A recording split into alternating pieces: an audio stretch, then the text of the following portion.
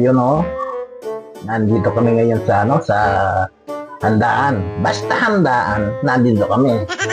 Tingnan mo naman ang mga tiyan. O, may news pa, o. Pakaway pa si paring ready, o. O, si Tengmo, si Boss Bok. Tingnan ni Boss Bok dito. Yun pala. Birthday pala ni Eleanor, anak ni Boss Jose.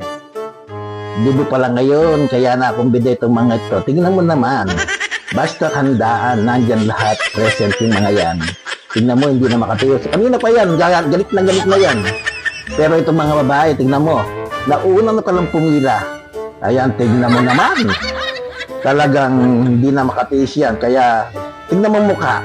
Pero ito, mukhang masaya pa, pero hindi mo alam, yung mga tiyan nito kanina pag gumagalokbok. O itong mga to, lawian mo naman. O, pakaway-kaway pa nga sila. Tingnan mo si Temo. O, may dala pang aso. O, yung aso, hindi libre pagkain dyan. Ayun o. Si Boss Joe. Yung ama nung nag-birthday. Tingnan mo yung mga ano. Masaya na sila ngayon. Pero, birthday ka naman. Meron pa sa silang galamber. Tingnan mo nung nanay laman. Buklat mo na yan. Boss Bok. Ay, wali mo na papantagalan yan. Oh my God. Oh. Tinulot-tulot niyo pa. Tingnan mo, may laman nga pala eh. San may itong si Ret mo kanina pa yan gustong magluglog.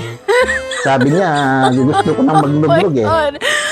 Kaya, tagnan mo, nagmamadali sila. Yung isa, nakapagluglog na siguro ng betlog. Oy, the best yan. Na ano kaya ang pahinto na ng Ret mo kanina? Wala na sigurong pulutan. Oy, ba?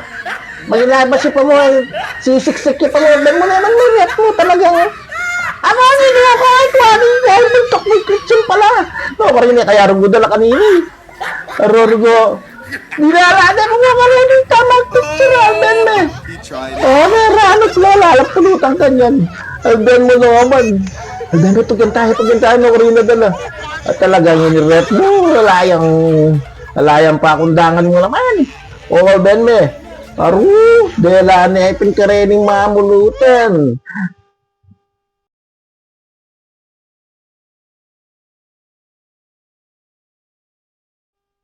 Nag-enjoy ba kayo? Hanggang dito na lang po. Paki-like and share na lang. Tapos paki-follow po. Hanggang sa susunod na kabanata. Salamat! Bye-bye!